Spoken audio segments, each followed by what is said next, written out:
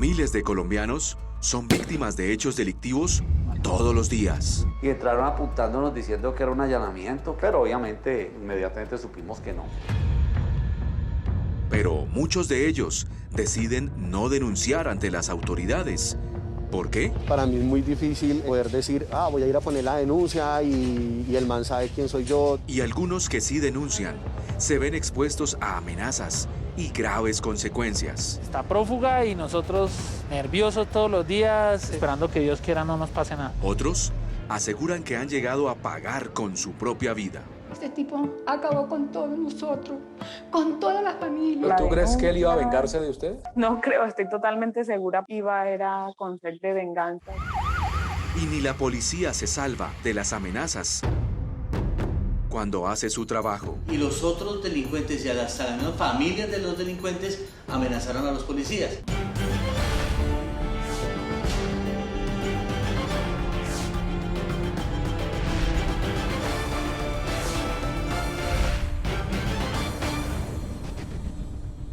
Buenas noches.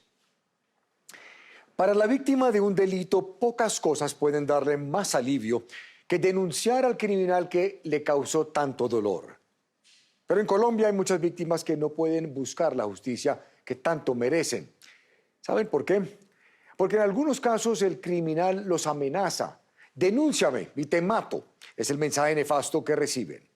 Muchos que sí denuncian ya no pueden salir a la calle porque saben que el precio que tendrán que pagar por hacerlo podría ser muy alto. Para otros ya es muy tarde. Todos son víctimas de un doble crimen, el que fue perpetrado contra ellos o un ser querido y una amenaza que busca callarlos para que no denuncien. El resultado, impunidad, como nos muestra Juan Carlos Villani en su investigación de esta noche.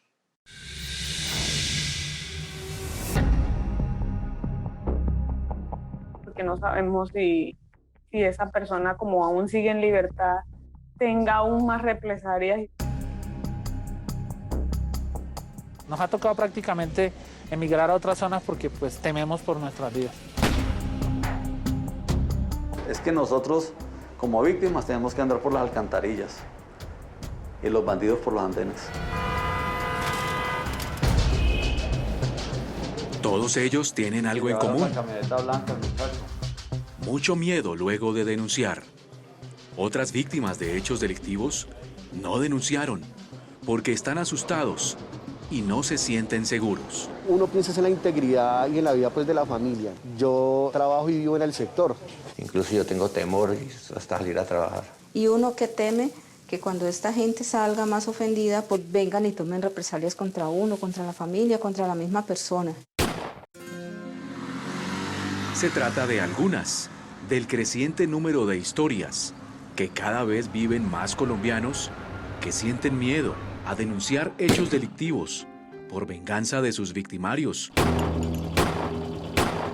O cuando denuncian, son heridos o incluso resultan muertos, como en el caso que conocerán a continuación, lo que se ha convertido en uno de los más grandes factores que generan la cada vez más alta tasa de impunidad en el país. El primer escenario es quizás el más dramático. Colombianos que cumplen con su deber de denunciar a su victimario, pero este queda libre y poco tiempo después de cometer el delito, busca a su denunciante y en un acto de venganza le quita la vida.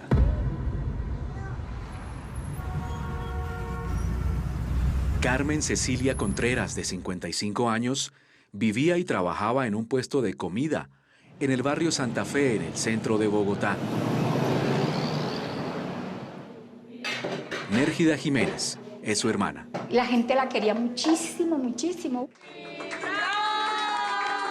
Si tú ibas allá al negocio y tú, le dabas un poquito así de confianza, enseguida ahí mismo se iba metiendo contigo. El negocio se llamaba Empanadas y Arepas Chilay. Lo había montado desde hace varios años y con la pandemia tuvo que cerrarlo. Pero con la reactivación económica volvió a abrirlo, con la esperanza de que fuera tan próspero como en años anteriores. Muy temprano, a las 3 de la mañana. Ella se iba a abrir el negocio con la niña, con Karinita, muy temprano. Karina Caicedo es la hija de Carmen Cecilia y ambas trabajaban duro para sostener el negocio. Esto viene de 10 años atrás. Somos muy conocidas en el sector donde teníamos el negocio. El 13 de julio de 2021, en horas de la noche, cuando Carmen Cecilia, a quien de cariño le decían Chila, ya se había ido para la casa, en el negocio se quedaron Karina y su hermano Yesid Caicedo, quien relata que un hombre desconocido ingresó. 7:30 de la noche. Ya estábamos más o menos para un cierre. Él ingresa por la parte de la barra, salta y nos intimida con el cuchillo. Mi hermana había comprado hacía muy poco un celular, trata de salvaguardarlo, él trata de lanzarle. Dije el celular y me lanzaba varios que también traté de esquivar y de forcejear con él. Según su relato, el delincuente tomó el celular y salió rápidamente del negocio y se subió a una bicicleta. Llega a la esquina, deja botada su bicicleta y a mitad de la cuadra aparece un señor que se escolta, logra ponerlo en aprehensión y ya cuando lo pone en la aprehensión pues ya llega mi hermana y mi otra hermana y ya obviamente ahí esperamos a la policía. En ese momento la comunidad, que había emprendido la persecución al delincuente, llamó a la policía del cuadrante, que llegó a los pocos minutos. En la mochila sí tenía el celular. Uno de los patrulleros llegó inmediatamente, lo capturaron, dijeron que si íbamos a colocar el denuncio y dijimos que sí, claro que sí. Ese día la policía se dirigió con el delincuente hasta la unidad de reacción inmediata de Puente Aranda, mientras que Karina y su hermano también fueron al mismo lugar a interponer la denuncia. Cuando ya yo coloqué el denuncio, él venía subiendo las escaleras y yo bajando. Me hace como así con el hombro a rozarse conmigo. En ese momento, según Karina, el presunto delincuente la golpeó en el hombro, pero no le dijo nada. El hombre capturado y llevado hasta la URI ese día fue identificado como Manuel Alejandro García Mendoza, de 23 años, de nacionalidad venezolana, de 1,68 de estatura, y en este documento se indica que fue denunciado por el delito de hurto. Esa noche, Karina y su hermano supieron que el sujeto que los había atracado en su negocio la había reconocido, y eso les generó algo de preocupación, pero no le prestaron mucha atención y se fueron para su casa.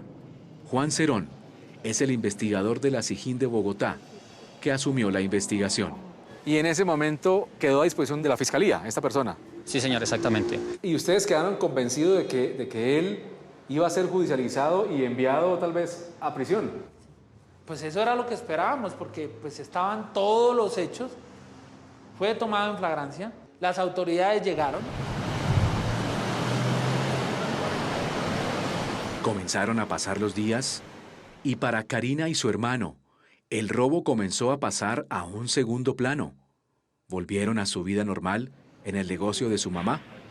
Pero el 7 de agosto de 2021, menos de un mes después del robo, ocurrió algo. Viene una persona, pide una gaseosa. Mi hermana lo que hace es hacer un recorrido, se devuelve, porque mi mamá estaba amasando, se devuelve y le despacha la gaseosa. Yo me regreso, dejé la caja abierta. Mi mamá como que raro el muchacho. Y en cuestión de segundos, según Karina, veo que el muchacho se está saltando la barra y saca un cuchillo. Yo le digo, no, no, no. En eso mi mamá sale primero que yo.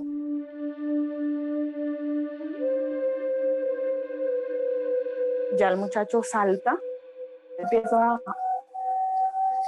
apuñalearla.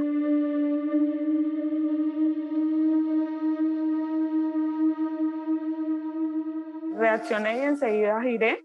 Le decía que no le diera más y mi mamá no me dejaba pasar como hasta donde él estaba, sino que ella en el medio y yo detrás.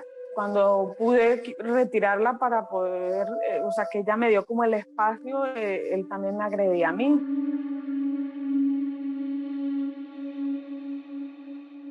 doña Chila, herida de gravedad, cayó al piso, mientras que Karina pedía auxilio. Ya cuando nos estábamos muy heridas es que decide irse, se acercaban dos vecinos y él se intentaba montar a la barra y yo lo cojo de la espalda, pero ya yo estaba también muy herida. En pocos segundos, según Karina, el sujeto logró soltarse y correr.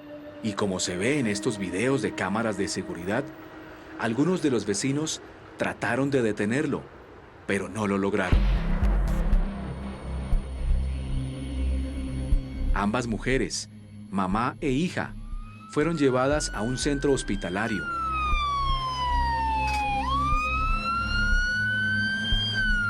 Karina tuvo que ser sometida a varias cirugías. Perdí muchísima sangre, de mis dedos alcanzó como forcejé con él a cortarme aquí. Chila no alcanzó a soportar las graves heridas y murió.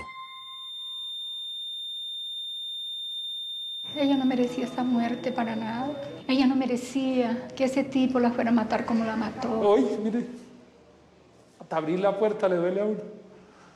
Mi mamá demoró 10 años acá, trabajando, de 4 de la mañana a 9 de la noche. Era lo único que hacía mi mamá, trabajar. No hizo nada más. Ese día el sujeto logró escapar, luego de correr por varias cuadras y abordar una motocicleta.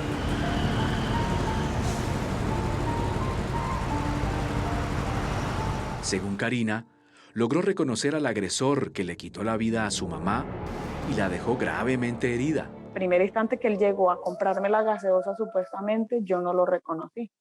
Ya después que hace el ingreso al local que me está apuñaleando, es que yo sé que es la misma persona que el 13 de julio nos robó.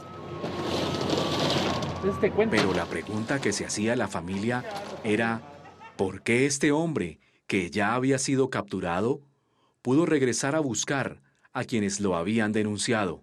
¿Por qué queda en libertad? ¿No hubo audiencia de legalización, de imputación ni de medida? En primera instancia, la fiscal no vio conveniente, no vio conveniente ya que era una cuantía menor, por eso fue dejada en libertad dentro de las 36 horas. ¿Pero tú crees que él iba a vengarse de ustedes? No creo, estoy totalmente segura porque al ver la caja abierta, si yo soy un ladrón, lo primero que hago es llevarme pertenencias o hurtar porque no se llevó la plata. Entonces todo eso me deja más segura de que él era con sed de venganza y que cumplió pues a cabalidad con su cometido. Nosotros sentimos y seguimos sintiendo que por la denuncia que inicialmente me hizo mi hermana, pues mi madre hoy no está.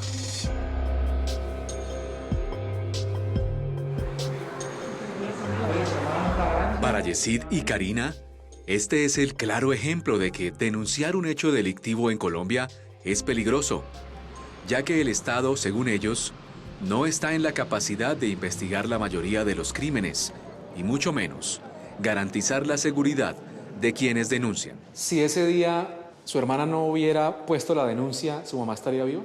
Totalmente, porque el delincuente se siente o perseguido, se siente asediado. No cabe en la cabeza que nosotros como ciudadanos le salimos a deber al delincuente. Karina, ¿usted cree que si este delincuente hubiera sido judicializado y lo hubieran enviado a la cárcel, su mamá estaría viva?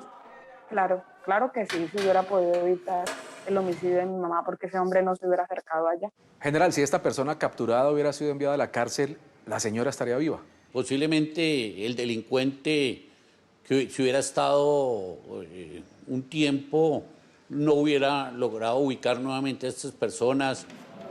Lo dice el general Eliezer Camacho, el comandante de la Policía de Bogotá, quien comparte la frustración de las víctimas. En este caso, la policía hizo su trabajo. Pero para los hijos de doña Chila, las leyes garantistas con los delincuentes y la negligencia de la Fiscalía no permiten que una persona capturada por cometer un delito menor sea enviada a la cárcel, y por eso, según ellos, quedó libre a los pocos días y se vengó. Los hijos de doña Chila hoy han tenido que adoptar medidas de seguridad porque no se sienten seguros en ninguna parte. No somos capaces de salir a la calle porque no sabemos si esa persona, como aún sigue en libertad, tenga aún más represalias y sepa de que yo quedé viva. Y según el comandante de la Policía Metropolitana de Bogotá, actualmente un agravante que desmotiva la denuncia es el alto grado de libertades en los procesos judiciales. Cerca de 21.000 capturas que se han realizado en el presente año, estamos con 17.000 libertades, que es un número alto.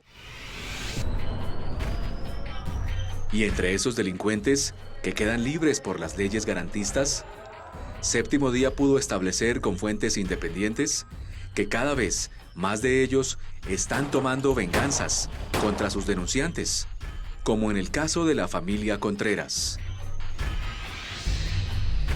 A continuación, ustedes verán cómo otros delincuentes amenazan a sus víctimas o a los testigos para que no los denuncien. Cuando regresemos, ustedes conocerán otras historias de ciudadanos que, siendo testigos o víctimas de hechos delincuenciales, decidieron no denunciar porque aseguran haber recibido amenazas o presiones de sus victimarios. A partir de este momento, opine con el hashtag #denuncia. Ya regresamos. Cuando me doy cuenta, era el delincuente capturado. Nos iba a matar, que nos iba a disparar, que había quedado libre y que sabía yo dónde vivía y dónde trabajaba.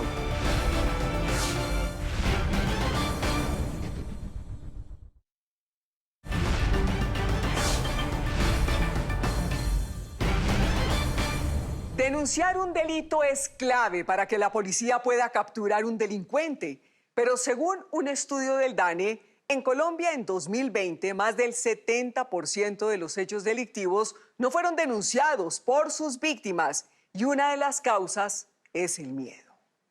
A continuación, ustedes verán casos de colombianos que, según ellos, fueron testigos o víctimas de hechos delictivos y afirman haber sido amenazados por delincuentes y decidieron no denunciar. Hoy sienten mucho miedo a la hora de salir a la calle. Así continúa la investigación de Juan Carlos Villani. ¿Recuerdan que Manuel Alejandro García Mendoza, en pleno centro de Bogotá, luego de, al parecer, robar un teléfono celular, fue capturado y denunciado por la víctima, pero luego quedó en libertad y, según las autoridades, regresó en menos de un mes y le quitó la vida a la mamá de quien lo había denunciado? En esa ocasión, el señalado delincuente no amenazó a quien lo denunció, sino que, según sus víctimas, tomó venganza de la peor manera y escapó. Ahora los hijos de la persona asesinada sienten temor de salir a la calle, porque creen que eso no sería suficiente para el presunto delincuente. Imagínense, después de 20 años mi mamá estar en este barrio, ya no nos ha tocado prácticamente emigrar a otras zonas porque pues tememos por nuestras vidas. A diferencia del caso anterior donde la familia Contreras denunció, hay otras personas que dicen ser víctimas o testigos de hechos delincuenciales que no lo hacen porque son amenazados por sus victimarios y hoy sienten miedo. Javier Marín ha trabajado toda su vida en un sector comercial de la capital del país. Con el esfuerzo de muchos años, logró posicionar su negocio, con el que ha mantenido a su familia. Pero un día, el 11 de marzo de 2021, él vio a este hombre cuando al parecer robaba varias partes de un vehículo. Vemos como la persona desciende de un vehículo que estaba hurtando. El vehículo estaba parqueado porque los dueños estaban comprando mercancía. Yo me voy detrás de la persona, comienzo a hacer pues la bulla para que lo capturen. El presunto ladrón fue detenido a 2 cuadras del lugar por varios habitantes y comerciantes, entre ellos Javier. Lo dejamos retenido porque quería irse, comenzaba a amenazarnos, que no estaba solo, que nos iban a disparar desde una moto, que no sé qué. Pues sí, todo el mundo estaba como un poquito nervioso, pero igual no lo dejamos ir hasta que llegó la policía. Varios integrantes de la policía capturaron al presunto ladrón y lo trasladaron para su judicialización a la URI de Puente Aranda, junto con varios elementos que al parecer había sustraído del vehículo. Ese día el señalado delincuente fue identificado como Mauricio Hernando Revelo Cárdenas, de 56 años. Hablan con la persona afectada dice que efectivamente a él lo llevan a una URI, pero que el delincuente le suplica que no le ponga el denuncio. Esta persona como que se compadece pues del delincuente, no pone la denuncia. Según Javier, luego de haber ayudado a capturar a este presunto delincuente en flagrancia,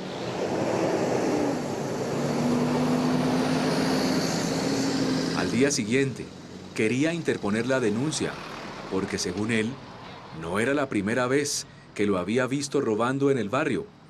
Pero mientras estaba en su negocio, en el lugar de los hechos... Yo sí vi que pasaba alguien y me decía algo en un vehículo como en un Twingo Vinotinto, pero ya un poquito viejo y con los vidrios polarizados. Pero no, yo no le ponía mucha atención, pues porque siempre pasa gente acá y le grita a uno algo, entonces ya pues uno no les pone mucha atención. Pero entonces ya pasó muchas veces. La quinta vez que pasó, cuando me doy cuenta, era el delincuente capturado, el que había capturado a la comunidad. Así como en el caso de Manuel Alejandro García, capturado por robarse un celular y llevado a una URI, en este caso Mauricio Hernando Revelo también quedó en libertad rápidamente, porque el hurto no fue denunciado por la víctima. Según Javier, cuando se acercó al vehículo, esto le dijo: nos iba a matar, que nos iba a disparar, que había quedado libre y que sabía yo dónde vivía y dónde trabajaba. Usted hubiera podido también denunciarlo, pero esa amenaza a usted lo hizo pensarlo 2 veces, tal vez. Sí, claro, pues es que más que en uno piensa en la integridad y en la vida pues de la familia. Yo trabajo y vivo en el sector, entonces para mí es muy difícil, pues digamos que poder decir, voy a ir a poner la denuncia y el man sabe quién soy yo, dónde trabajo. En este caso, Javier fue amenazado por haberlo capturado y entregado a la policía. Según Javier, no denunció la amenaza porque sintió mucho miedo. Y para él, aun si interpone la denuncia, el presunto delincuente no va a ser enviado a la cárcel. Y por el contrario, liberado rápidamente y muy seguramente, se incrementaría la posibilidad de que esa amenaza se haga realidad. Y dice que no quiere terminar como Carmen Cecilia Contreras, que fue asesinada por un hombre a quien señalan de ser un delincuente vengativo. No, porque lo más probable es que el delincuente termine regresando a tomar venganza. El mayor Giovanni Siachoque Garzón es el comandante de la policía de la localidad de Puente Aranda, en Bogotá.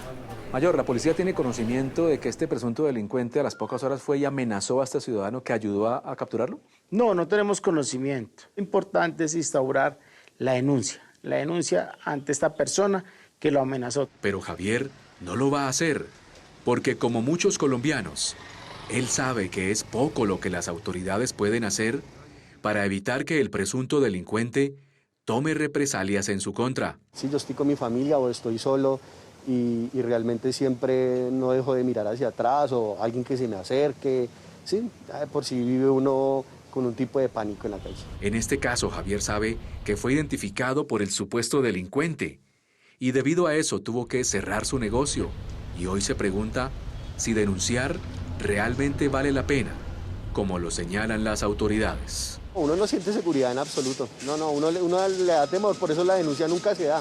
La denuncia nunca se da porque precisamente el delincuente siempre va a tomar represalias y no vamos a tener ningún tipo de seguridad. El general Eliezer Camacho, comandante de la policía de Bogotá. Ese ciudadano que dice que la policía o la fiscalía o el gobierno en general no puede garantizarle su seguridad cuando coloque una denuncia, ¿qué decirle? Pues ante los hechos uno pensaría que tiene razón, pero como le digo, hay herramientas que sí podemos garantizar la seguridad de las personas. El ciudadano muchas veces se abstiene también de denunciar porque sabe que el delincuente nuevamente va a regresar a su barrio.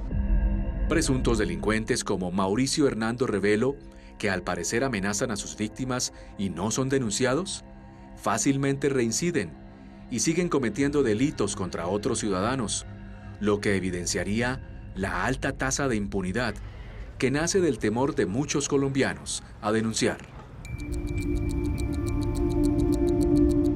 Pero ese miedo y esa frustración que sufren muchos ciudadanos cuando son víctimas de la delincuencia y son amenazados, también lo sintió un hombre en el Valle del Cauca, quien, a diferencia del caso anterior, aunque no sufrió una amenaza, prefirió no denunciar. José Martínez es un taxista que vive en un municipio cercano a Cali y, como muchos colombianos, ha trabajado toda su vida para mantener a su familia. Fui camionero y allí ya me dediqué al taxi. El 31 de agosto de 2021, madrugó como lo hacía todos los días. Luego, José se subió a su taxi y comenzó la jornada de casi 12 horas, la cual transcurrió con normalidad. Pero a las 7:30 de la noche, dos hombres le pidieron que les hiciera una carrera. Yo iba a hacer otra carrerita más y me iba a placas. Cuando arrimaron ellos y me dijeron de que podía llevarlos a Guavinas, un sitio bien, un estrato 6. Durante el recorrido, según José, no cruzaron palabras. Entonces, cuando vi llegando allí, me sacaron una 9 milímetros y un 38 y hágale para allá. Al llegar a un callejón oscuro, José decidió apagar el carro. ¿Qué le decían en ese momento? Lo único que decían, hijo de p***, correte, subite, pues atrás, pero rápido, mal. El otro me tenía así, pues acostado ahí en el sillín de atrás. Me encienden a golpes, a cachazos y todas las vainas y tal. Me dieron, me abrieron en 8 o 10 partes me abrieron. Según José, ese día no se llevaron el taxi porque no volvió a prender, pero le robaron varias de sus pertenencias. Según él, en medio del forcejeo se le cayó el tapabocas y los dos hombres vieron su rostro y por eso pensó lo peor. Con esa golpiza tan berraca y esos berracos armados y me van a matar, porque ellos llevaban lazos. Por fortuna para José, los delincuentes decidieron huir del lugar y segundos después, ensangrentado y herido, logró caminar a una zona donde varias personas lo ayudaron. A mí me trajeron para el hospital y de ahí llegó la policía y todas las vainas.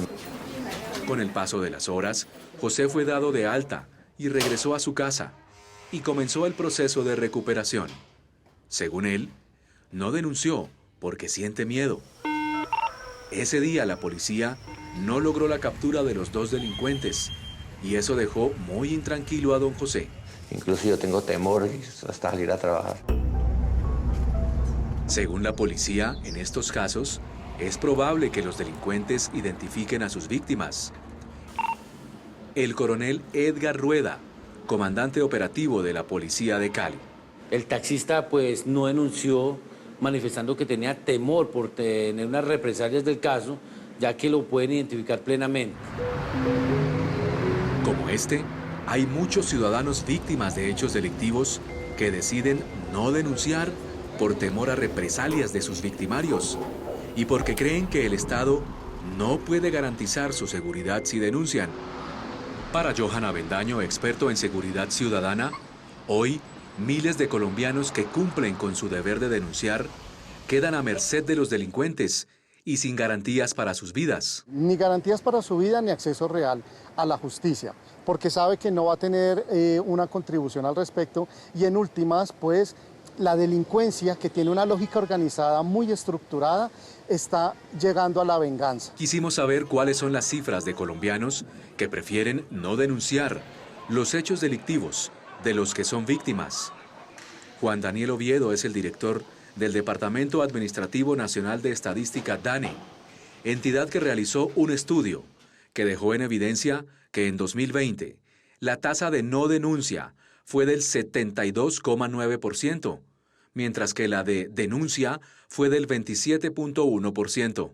Eso significa que de 10 crímenes que suceden en el país, de los cuales nosotros hacemos seguimiento, solo 3 efectivamente llegan a los canales institucionales. Según el DANE, la mayoría de colombianos que no denuncian no lo hacen en primer lugar porque creen que las autoridades no van a hacer nada.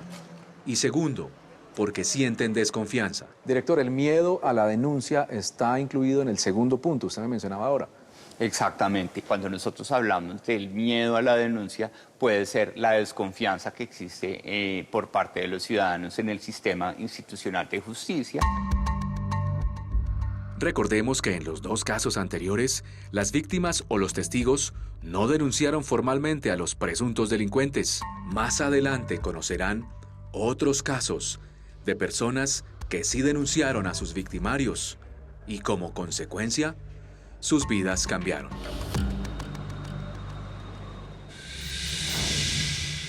Tanto el taxista en el Valle del Cauca como el comerciante en Bogotá viven hoy angustiados. Quisieran denunciar, pero no se atreven a hacerlo.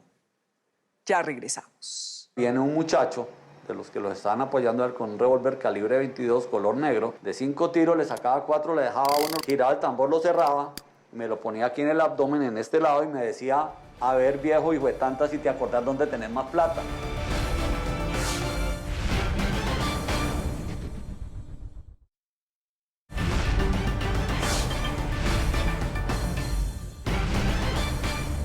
El Estado colombiano hoy tiene una mínima capacidad de garantizar la seguridad de los ciudadanos que denuncian hechos delictivos. Eso aseguran las víctimas de una presunta banda de apartamenteros que ayudaron a capturarlos y luego de haberlos denunciado, vieron cómo fueron liberados. Ahora están aterrorizados. Por otro lado, conocerán a un ciudadano en Bogotá que, a pesar de haber recibido una amenaza para que no denunciara, decidió hacerlo. ¿Qué pasó después? Así termina la investigación de Juan Carlos Villani.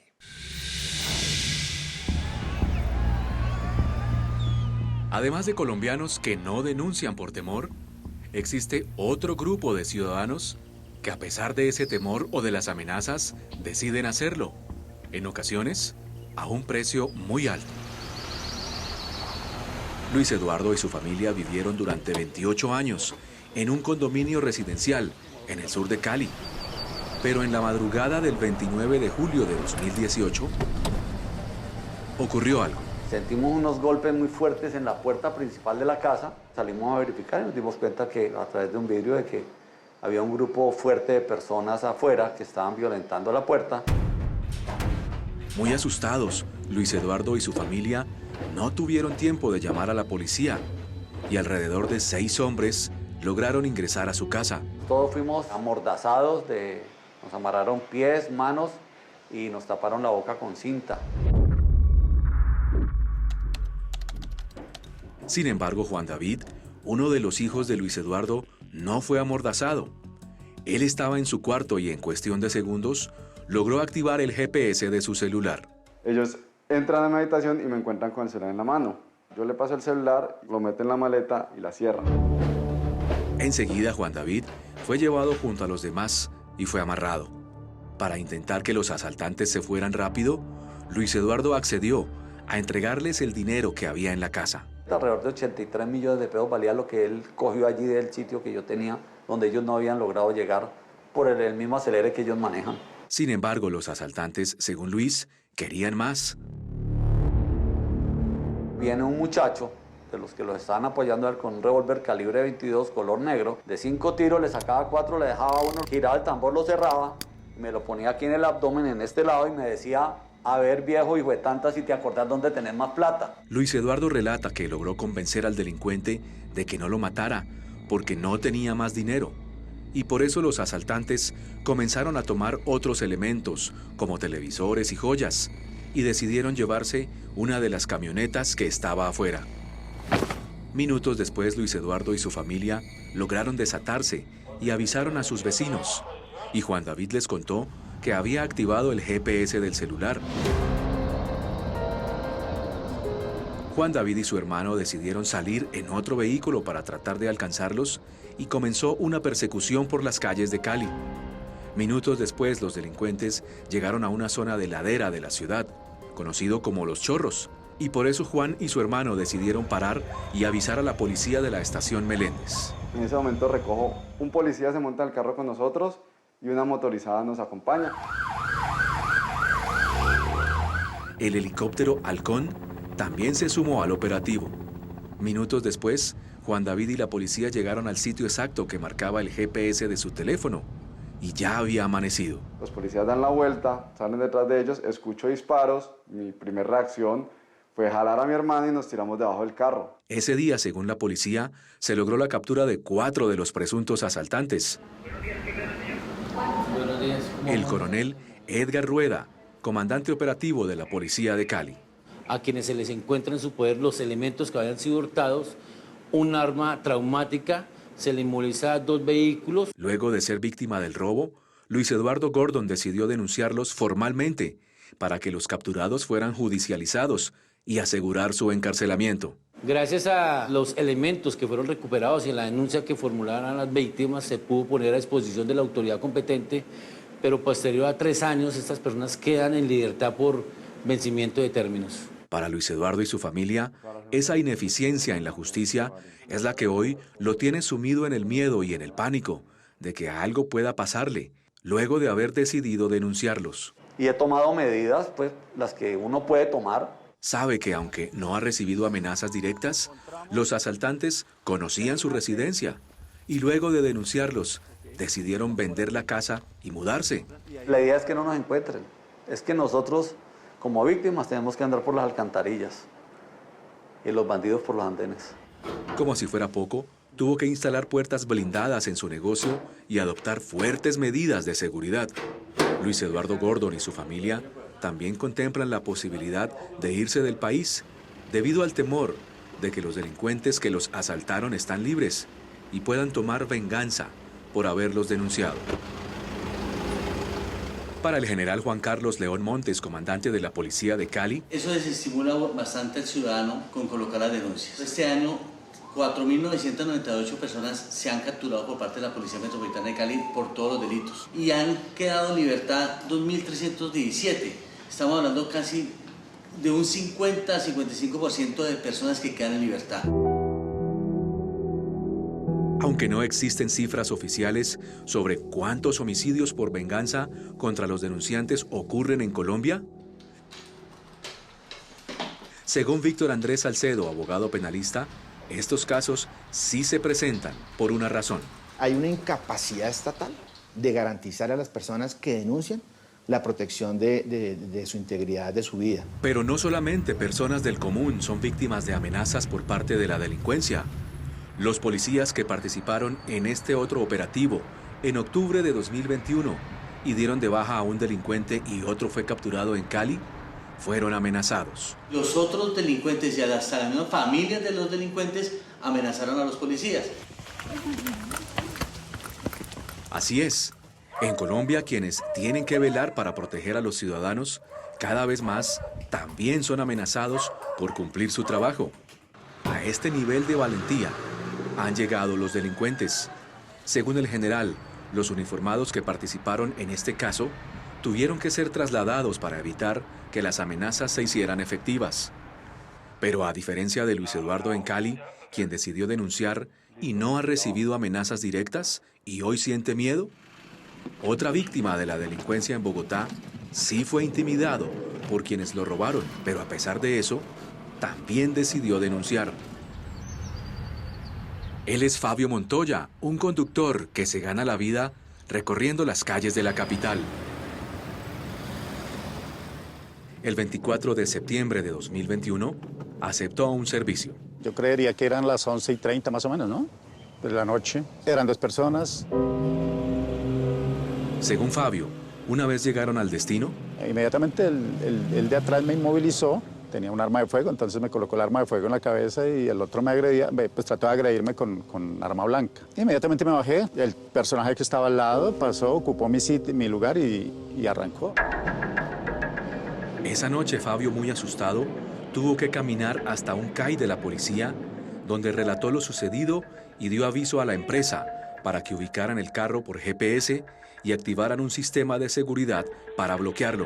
El patrullero dio la ubicación exacta porque nos la enviaron. Eso fue cuestión de media hora, ya estaba localizado el vehículo.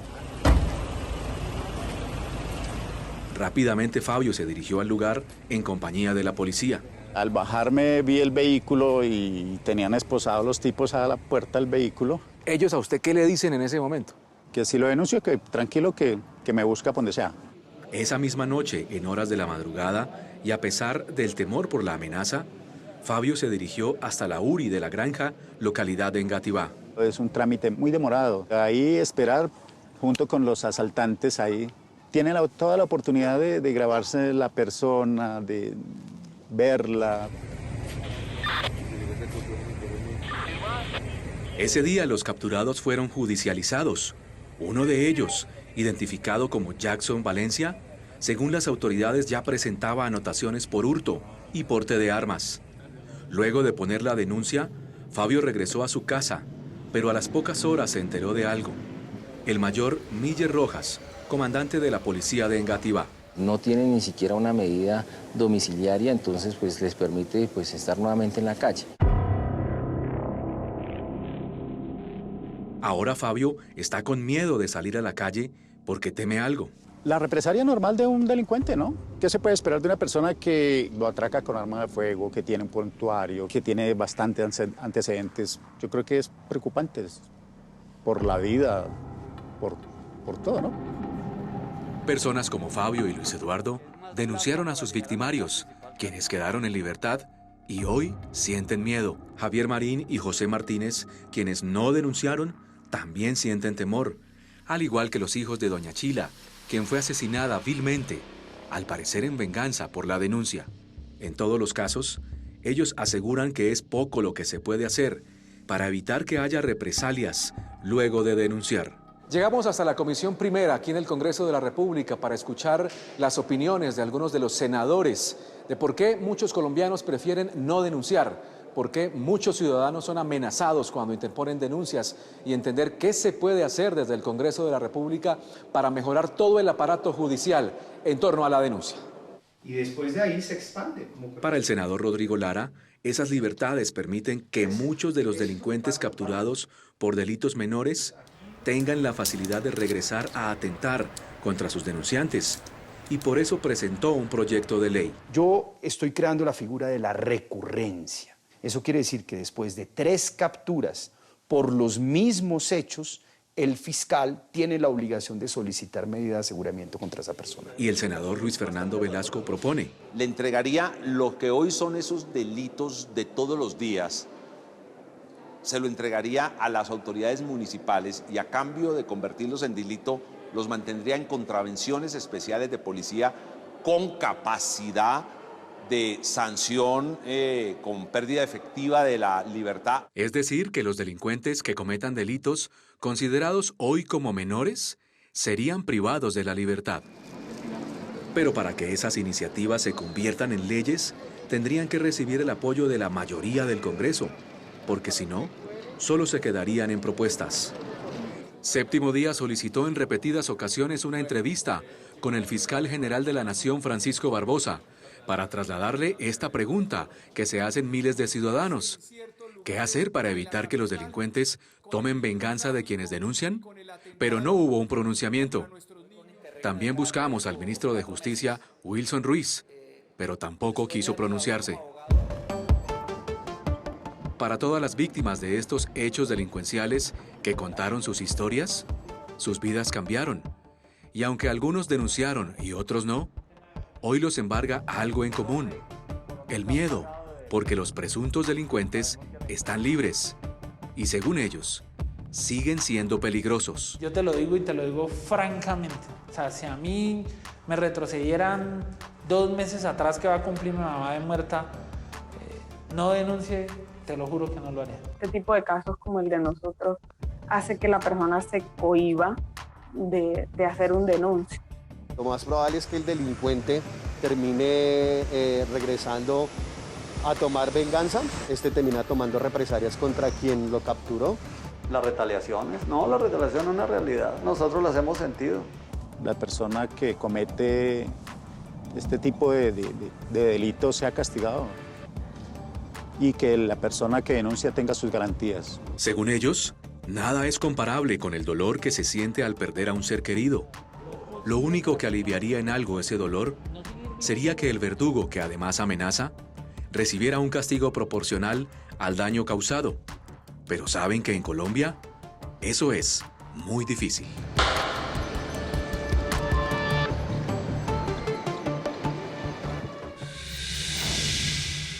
A pesar de lo que han visto esta noche, según las autoridades, todos los ciudadanos tienen el deber de interponer la denuncia cuando sean víctimas o testigos de acciones criminales.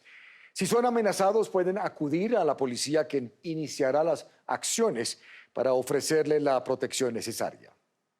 Ahora un avance de lo que verán el próximo domingo aquí en Séptimo Día. Buenas noches. ¿Qué ha pasado con el caso de Ana María Castro? ¿Cuándo les vamos a presentar a ustedes una nueva entrega de este especial que hemos denominado La Verdad Oculta? Pues bien, estamos precisamente en la sala de edición de Séptimo Día preparando una nueva entrega, la 4ª entrega de La Verdad Oculta, que ustedes podrán observar dentro de 8 días. ¿Y qué podrán ustedes observar en esta nueva entrega? Ojo, videos exclusivos e inéditos de lo que ocurrió aquella madrugada. También les vamos a presentar fotos exclusivas, nuevas fotos y unas declaraciones de algunos personajes que antes no habían querido participar en este programa, pero que ahora los verán.